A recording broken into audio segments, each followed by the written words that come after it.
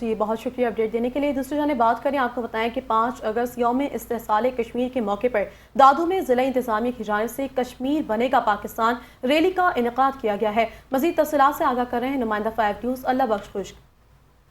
بالکل 5 اگست کو جموں کشمیر کی بھارت کی جانب سے خصوصی حیثیت ختم کرنے کے خلاف آج دادو میں بھی کشمیریوں سے اظہار یکجہتی کے لیے ضلع انتظامیہ کی جانب سے ریلی کا انعقاد کیا گیا ہے۔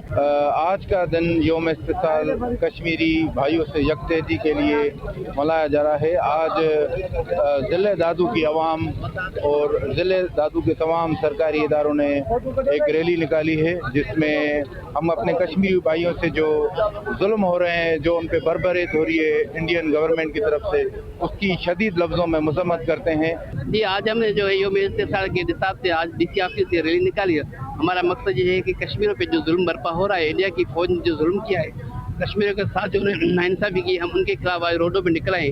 کشمیری عوام کے ساتھ ہماری پاکستانی عوام جو ہے وہ چاہتی ہے کہ امن ہو، ہم امن پسند قوم ہیں، ہم چاہتے ہیں کہ کشمیری عوام کو اپنے حقوق دی جائے۔ جی بالکل، آپ نے مظاہرین کی بات سنی، ان کا یہی کہنا ہے کہ جو آج کی ریلی نکالنے کا مقصد وہ کشمیری بھائیوں سے اظہار یکجہتی ہے، اور وہ ہر دکھ کی گھڑی میں پاکستان کی جو عوام ہے وہ کشمیری عوام کے ساتھ جو ہے شانہ بشانہ ہے۔ جی